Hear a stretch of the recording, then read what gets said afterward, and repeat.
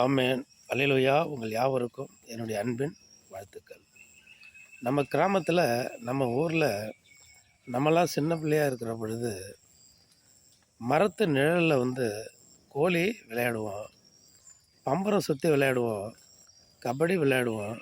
இப்படி நிறைய விளையாட்டுகள்லாம் இருக்குது பாருங்க. இதெல்லாம் நம்ம சின்ன பிள்ளைகள் என்ன பண்ணுவோம், விளையாடுவோம்.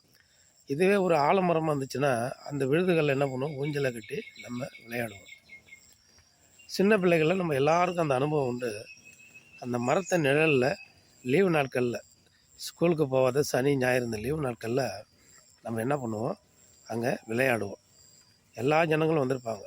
முதியவர்கள்லாம் அங்கே என்ன பண்ணுவாங்க, உட்காந்துருப்பாங்க. ஒருத்தர் ஒருத்தர் பேசிக்கொள்வாங்க. அக்கம் பக்கத்து உள்ளவங்க, அருகாமையில் உள்ளவங்க எல்லோரும் என்ன பண்ணுவாங்க, அந்த நிழலில் அமர்ந்து பேசி அவங்க ஒருவரோட அன்பை ஒருவரோடு பகிர்ந்து கொள்வாங்க, பேசிக்கொள்வாங்க. அப்படி இருப்பாங்க. சிறுவர்களை விளையாண்டு கொண்டு இருப்பாங்க.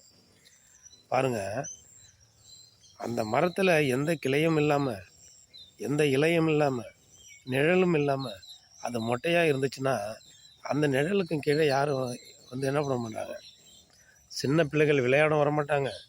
பெரியவர்கள் அந்த இடத்துல அமர்ந்து ஒருவரோட ஒரு விசாரித்து கொண்டு பேசிக்கொண்டு அமர்ந்திருக்க மாட்டாங்க, இளைப்பாறவும் மாட்டாங்க. ஏன்னா அந்த மரம் நிழல் இருக்கிறதுனால அங்கே வராங்க. நிழல் இல்லாத மரத்திடத்தில் யாரும் சேர மாட்டாங்க, போக மாட்டாங்க.